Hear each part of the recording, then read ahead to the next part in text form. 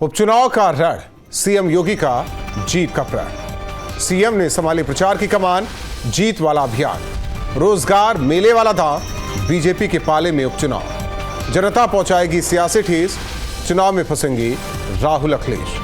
इन्हीं सवालों के साथ मेहमानों से चर्चा हमारे साथ आलोक वर्मा जी प्रवक्ता बीजेपी जुड़े हैं, अशोक यादव जी प्रवक्ता समाजवादी पार्टी, सुधांशु वाजपेयी जी प्रवक्ता कांग्रेस हमारे साथ जुड़े हैं। आप सभी मेहमानों का स्वागत है।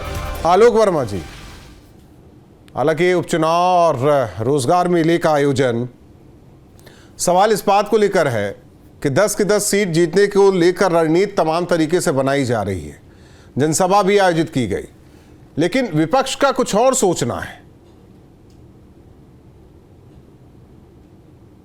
मन की हो जाने, हम अपना काम जानते हैं। जो काम हमने किया है उत्तर प्रदेश में, मोदी जी का जो काम है, योगी जी का काम है, वो हम जनता के बीच लेकर के जा रहे हैं।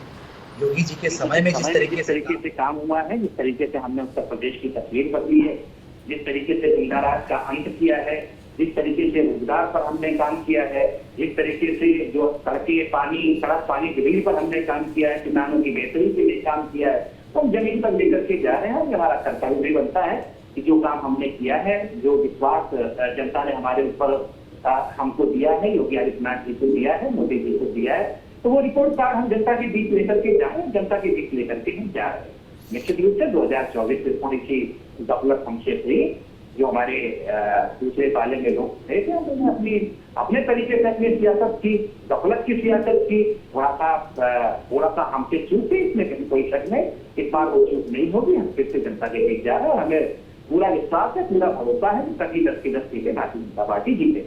अशोक यादव जी, लोकसभा चुनाव के रिजल्ट को देखकर लवरेज हैं अखिलेश और राहुल, इसीलिए कोई बैठक नहीं, कोई रास्ता नहीं, एक्टिव नहीं नजर आ रहे हैं आप लोग। या मान बैठे हैं कि जो 24 का परिणाम रहा वही परिणाम उपचुनाव में भी। देखिए, कमोबेश यही चीज जो आप कह रहे हैं कि आप लोग एक्टिव नहीं हैं, इस तरह की बातें लोकसभा चुनाव के पहले होती थी कि इंडिया गठबंधन बिल्कुल बिखरा पड़ा है, इंडिया गठबंधन में कोई हरकत नहीं, इंडिया गठबंधन निष्क्रिय पड़ा हुआ है। लेकिन हम लोगों की अंदर खाने में फोल प्रूफ तैयारी थी, उसी तरह से तैयारी हमारी चल रही है। और चूंकि देखिए, जो लोकसभा का चुनाव था उसमें जनता ने एक स्पष्ट संदेश दिया है कि वो मोदी जी की जो विचारधारा है या योगी जी की जो विचारधारा है, उस विचारधारा में जनता विश्वास नहीं करती है। इसीलिए जनता ने उत्तर प्रदेश से भाजपा को इतना ज्यादा, मतलब 37 सीटों पे हमें विजय दिलाई, सपा, और हमारे कांग्रेस को विजय दिलाई। लेकिन वही अयोध्या जैसे जो जगह थी जहां पे भारतीय जनता पार्टी की पूरा कोर स्ट्रेटजी थी, उस जगह से भी जनता ने हराने का काम किया। ये बताया कि आपको, अगर आप पेपर लीक कराएंगे, अगर नौजवानों की भर्तियां नहीं कराएंगे, अगर आप पिछड़ों दलितों का आरक्षण लूटेंगे, अगर आप इस प्रदेश को महंगाई बेरोजगारी के आग में झोंकेंगे, तो ये सब काम धर्म के नाम पे आप वोट नहीं देंगे। और वो जनता ने एक स्पष्ट संदेश दिया। वही जनता आज उपचुनाव में भी समाजवादी पार्टी और इंडिया गठबंधन के साथ है। हमारी स्ट्रेटजी बेसिकली एक रिटेंशन की है, जो कि सीटें हमारे पास है उसको हम रिटेन करेंगे। दूसरी कन्वर्जन की है, जो सीटें हमारे पास नहीं थी उसको सपा और कांग्रेस की झोली में कन्वर्ट कर। बातचीत हो गई है क्या कांग्रेस से? बिल्कुल, हमारा देखिए बातचीत हमारी कांग्रेस पार्टी से गठबंधन है, इसमें कहीं कोई दिक्कत वाली बात नहीं है। मैं उस पर सवाल ही नहीं कर रहा हूं जी। सीट शेयरिंग के जहां तक सवाल है, चुनाव की घोषणा होगी, हम लोगों की सीट शेयरिंग घोषणा हो जाएगी। और जो हमारा जो इसके पहले जो लोकसभा चुनाव में तमाम बातें हुई, ये हो गया, वो हो गया, गठबंधन नहीं हो पाएगा, लड़ाई हो गई, झगड़ा हो गई, लेकिन अल्टीमेटली हमारा गठबंधन मजबूती से उत्तर प्रदेश में भाजपा को हराने में बहुत महत्वपूर्ण भूमिका दिलाया। अगर हम उत्तर प्रदेश, इसीलिए तो कह रहे हैं कि आप लोग बटे नहीं, इसलिए कटे नहीं। सुधांशु वाजपेयी जी, बढ़ जाते तो कट जाते आप लोग, वाकई बटे नहीं, संगठित रहे, इस वजह से लोकसभा चुनाव में अच्छी खासी सीट आई। पहली बात तो राहुल जी, ये जो बयान है ना बहुत आपत्तिजनक है, और मुझे नहीं, आपको लगता है आपत्तिजनक? मैं तो वही कह रहा हूं ना, मैं उसको इस बयान को उसी से जोड़ा कि अगर आप लोग बढ़ जाते तो कट जाते, जो आज सीटें हैं 24 की वो ना रहती, आप लोग संगठित रहे, इसी वजह से बीजेपी को सीट कम मिली है। देखिए, बढ़ जाते तो वाकई कट जाते आप लोग। नहीं, मतलब शब्दावली भी तो होती है, एक सकारात्मक शब्दावली होती है, एक नकारात्मक शब्दावली होती है, और उससे भी बड़ी चीज होती है मनसा। कुछ भी कहने के पीछे आपकी मनसा क्या है। तो मैं इस बयान के तो घोर विरोध में हूं। खैर, तो बात ये गठबंधन की है। सवाल ये, मैं बार बार ये कहता हूं कि कांग्रेस सपा का नहीं, सवाल था कि जनता की जो मनोकांक्षा थी, इच्छाएं थी, उसका था। उत्तर प्रदेश में नहीं उसका होता, मैं ठीक है, यूपी आप लोगों के लिए बेहतर लिटमस टेस्ट रहा है, तो ये क्यों नहीं मध्य प्रदेश में हो गया, ये क्यों नहीं और भी राज्यों में हो गया। ठीक है, उत्तर प्रदेश का चैनल है, उत्तर प्रदेश की बात कर रहे हैं, लेकिन आपकी पार्टी बहुत बेहतर स्थिति में नहीं है उत्तर प्रदेश में। या ये कहिए, नहीं ये कहिए कि समाजवादी पार्टी के कंधे पर बैठकर कुछ सीटें आप ले आए हैं। नहीं, ये बहुत बकवास बात।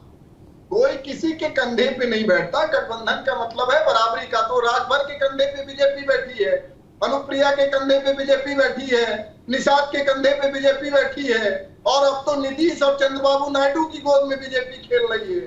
आप इस पर नहीं बोलेंगे। गठबंधन तो आप किसकी तुलना किससे कर रहे हैं?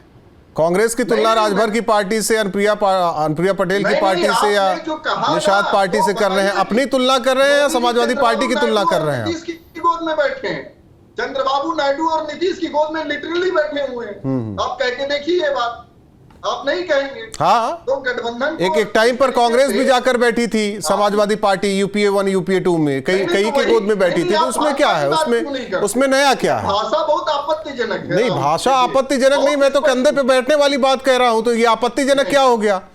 नहीं, अब इसे इंग्लिश में बोले या संस्कृत में बोले, तमिल में बोले, तब सही रहेगा क्या? हिंदी में बोलना गलत है? हम लोग लोकतांत्रिक लोग हैं। वही तो, कंधे पर बैठना क्या दिक्कत है?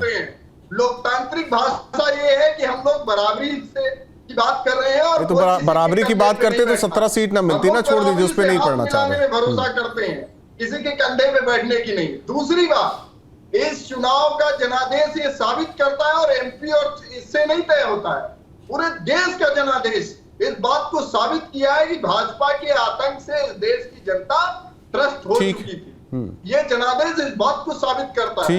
इस देश में रोजगार का संकट, इस देश में जो रोजगार के नाम पर नौजवानों को गुमराह किया, इस देश के नौजवानों ने इस चुनाव में ये बताया, इस देश के गरीबों ने, मजदूरों ने, उन सब लोगों ने इस सरकार को ये बताया कि चेत जाओ। खुद नरेंद्र मोदी जी बनारस में हारते हारते बचे। तो इसको इस तरह नहीं, ये पूरी तरीके से जनता का जनादेश इस चुनाव में भाजपा को ये बताया कि जो गरीब, मजदूर, किसान, महिला, हर किसी का शोषण इस सरकार में हो रहा था, जो झूठे झूले परोसे जा रहे थे, और चंद पूंजीपतियों की थैली में इस देश की सारी संपत्ति भरी जा रही थी।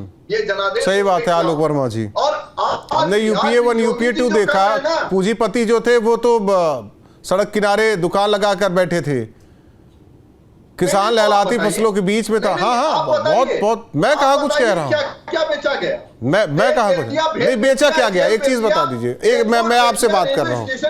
सुधांशु वाजपेयी जी, क्या बेचा गया? आप यही आ जाइए ना, क्या बेचा गया बता दीजिए। अरे मैं बता रहा हूँ, बताइए।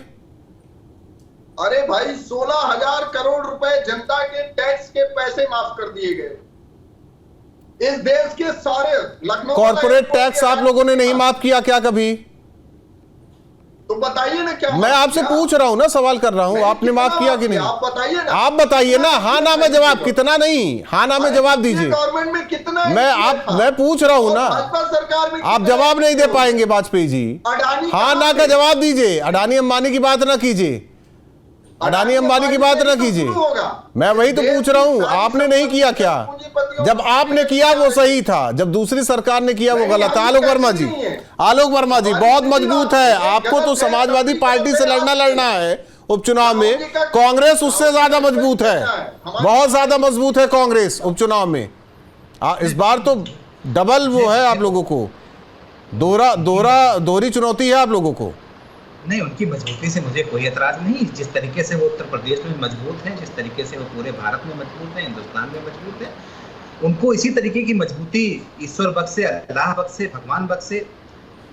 उसी तरीके से मजबूत रहे, खाट वो बिछाए रखे, वो कंधे पे नहीं बैठते ना कंधे पे बिठाते हैं, खाट बिछाते हैं। 2017 में आपको याद होगा किस तरीके से खाट बिछाई थी राहुल गांधी ने, अखिलेश यादव जी आकर के बैठ गए थे, दशा क्या हुई थी नतीजा बताने की जरूरत नहीं है ना। 2019 में हाथी पर बैठ गए थे अखिलेश यादव जी साइकिल लेकर के, क्या नतीजा निकला था बताने की जरूरत नहीं है। इससे पहले जो विधानसभा का इलेक्शन हुआ था उसमें भी बताने की जरूरत नहीं है, जो बहुत सारे दलों को उन्होंने इकट्ठा किया था, क्या नतीजा निकला था। भारतीय जनता पार्टी के साथ कौन लोग खड़े हुए थे, उत्तर प्रदेश खड़ा हुआ था, नहीं खड़ा हुआ था। कोई भी चुनाव हो, विधानसभा का हो, गवई चुनाव हो, शहरी चुनाव हो, लोकसभा चुनाव हो, भारतीय जनता पार्टी नहीं, लेकिन इस बार हल्के में नहीं ले पाएंगे आप लोग। इस बार 24 में आप लोगों ने हल्के में लिया था। देखिए 2024 में एक गफलत का एक माहौल बन चुका था, जिसमें इन्होंने कहा कि 400 इसलिए मांग रहे हैं ताकि संविधान बदल दें। एक झूठ बोलने का चुनाव था। मुझे लगता है काट की हांडी बार बार नहीं चढ़ती, एक बार उन्होंने चढ़ा दी, बात खत्म हो गई। अब फिर से इलेक्शन आया है, हाथ कंगन, वो हमारे यहाँ एक मुहावरा कहा जाता है कि हाथ कंगन को आरसी क्या, पढ़े लिखों को फारसी क्या। थोड़ा वेट कर लीजिए, इंतजार कर लीजिए, 10 सीटों पर चुनाव हो रहा है उत्तर प्रदेश में।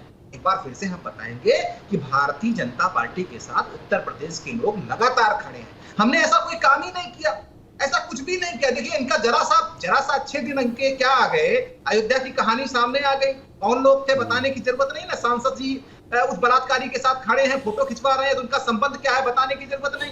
कानपुर बेल्ट में एक स्कूल का मालिक बलात्कार करता है एक नाबालिग बच्ची के साथ, ये इनका चेहरा है। किसी को बताने की जरूरत है क्या? कभी नहीं कहे राहुल गांधी जी, प्रियंका गांधी जी लड़की हूँ, लड़ सकती हूँ, बार बार नारा देते बात तो सही है ये। कहाँ कब खड़े हुए आकर के। किसको नहीं पता कि मुजफ्फरनगर में क्या हुआ था जब इनकी सरकार थी? किसको नहीं पता कि मथुरा में क्या हुआ था जब इनकी सरकार थी? किसको नहीं पता कि अतीक अहमद को किस तरीके से संरक्षण देते थे?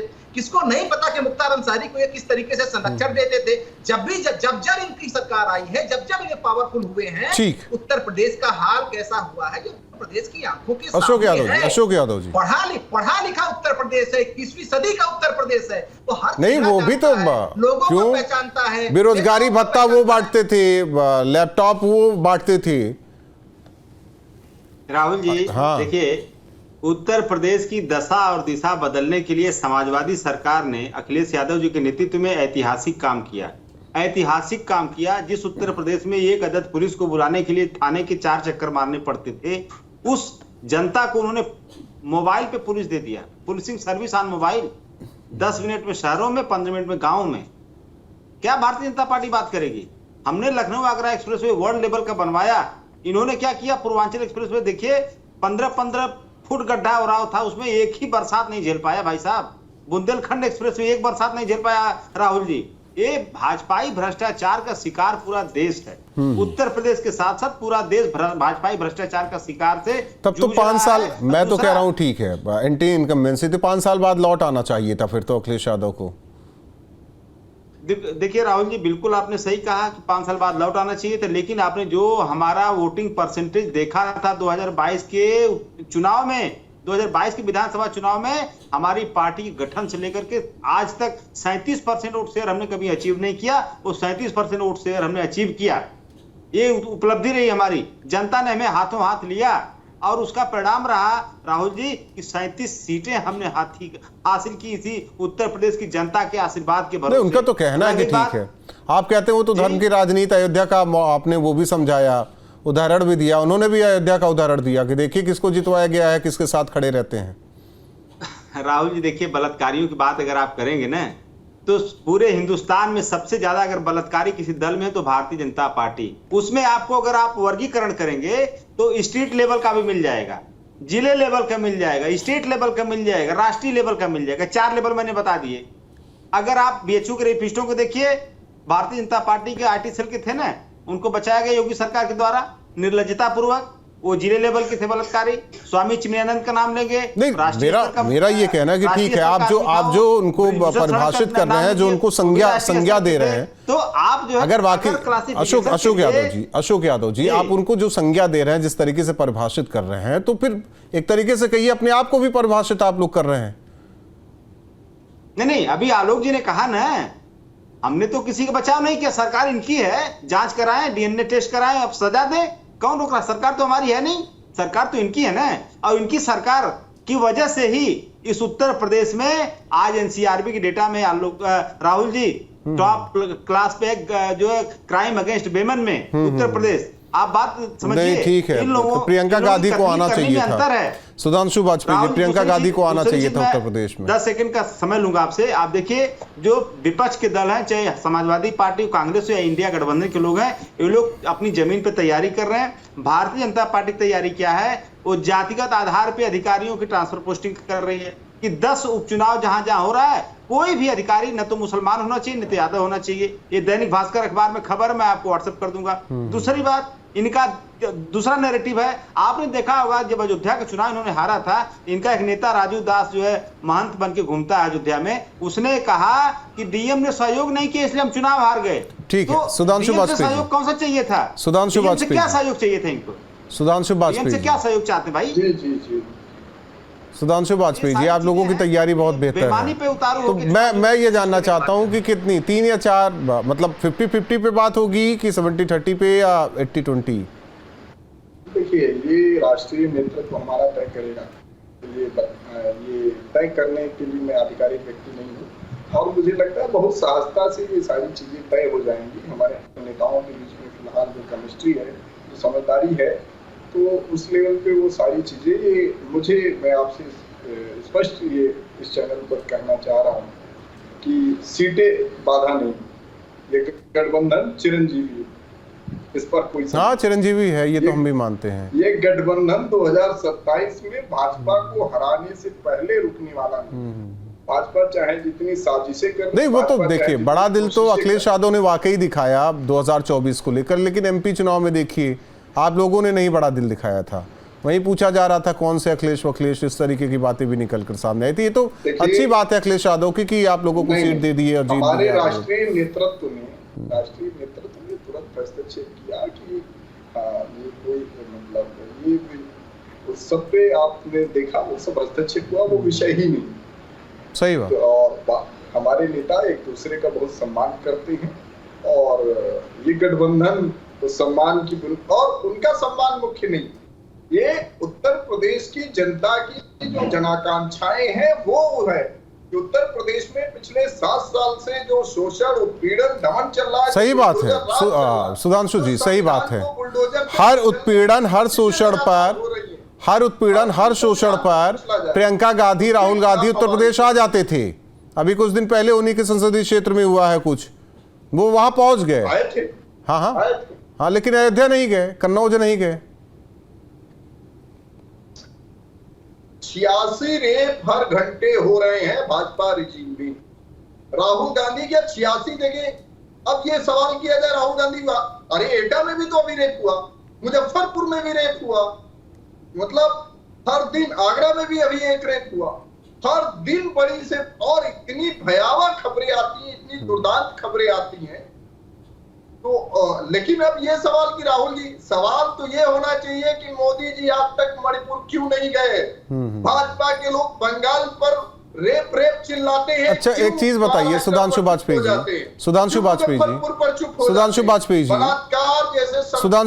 जी, मणिपुर आप लोग गए थे? सुधांशु जी मणिपुर गए थे ना आप लोग? तो कोलकाता जाने में क्या दिक्कत हो गई फिर? अरे 24 घंटे के अंदर राहुल जी, प्रियंका जी, सारे लोगों ने उसका विरोध किया। नहीं, मैं जाने की बात कर रहा हूं। और आज तक मैंने खुद आपके चैनल से कहा कि कलकत्ता का रेप बहुत दुर्भाग्यपूर्ण है, और जो भी दोषी है, आज भी कह रहा हूं, उनको सख्त से सख्त सजा दी जानी चाहिए। आलोक वर्मा जी, चाहे कलकत्ता हो, चाहे महाराष्ट्र। आलोक वर्मा जी, आप लोग बताते थे कि उनका जंगल राज है, ये तो गिना रहे कि आप लोगों में जंगल राज है। और राहुल गांधी हर जगह वाकई थोड़ी नहीं पहुंच सकते, प्रियंका गांधी नहीं पहच सकती हर जगह, ये भी बात सही है। और अखिलेश यादव, उनका प्रतिनिधिमंडल भी नहीं पहुंच सकता हर जगह। नहीं, अखिलेश यादव जी निश्चित रूप से समाजवादी पार्टी एक बड़ी पार्टी है, उसमें बहुत सारे कार्यकर्ता हैं। कोई घटना हो जाती है, चलो ठीक है, समझ में आता है, लेकिन सवाल तब उठता है ना कि आपका अयोध्या का कोई नेता आपके सांसद के साथ फोटो खिंचाता है, कितना करीबी है वो, ये सवाल खड़ा करता है। और सबसे बड़ी बात ये, उसको सपोर्ट कौन देता है? अखिलेश यादव जी ट्वीट करते हैं, एक्स पे जाते हैं, उस पर लिखते हैं कि उसकी जो है डीएनए टेस्ट कराना चाहिए। अरे साहब, ये अखिलेश यादव जी की चिंता है, ये समाजवादी पार्टी की चिंता है। ये पुलिस देखेगी ना कि क्या कराना है, उसका डीएनए टेस्ट कराना है, कोई और टेस्ट कराना है, सच्चाई किस तरीके से बाहर निकल करके आएगी। ये तो वही बात है जब बदायूं में एक रेप के बाद 2 बच्चियों को पेड़ पे आम के बाग में लटका दिया गया था। बाद में मुलायम सिंह मंच पे चढ़ के कहते हैं लड़के हैं, लड़कों से गलतियां हो जाती हैं। शुरुआती दौर में उनको बचाने की कोशिश की और जब मामला ओपन हो गया, नुमाया हो गया, तब कहते हैं लड़कों से गलतियां हो जाया करती हैं। अरे साहब, किस तरीके से आप लोगों को बचाने की कोशिश करते हैं और क्यों बचाते हैं आप? मेरा सवाल तो ये है कि अयोध्या में आप वक्त नहीं है आलोक जी, वक्त नहीं है। बहुत बहुत धन्यवाद आप तीनों मेहमानों का हमारे साथ जुड़ने के लिए। तो उपचुनाव 10 सीटों पर विधानसभा के उपचुनाव होने हैं और ऐसे में जहां एक तरफ रोजगार मेले की तैयारी, दूसरी ओर विपक्ष को घेरने की पूरी तैयारी। लेकिन सवाल विपक्ष को लेकर है कि अभी क्या बातचीत चल रही है, वो जोर विपक्ष की तरफ से क्यों नहीं जो 24 के चुनाव में देखा गया। ये यूं कहे कि 24 के चुनाव परिणाम से लवरेज क्या विपक्ष है। दो टूक में इतना ही।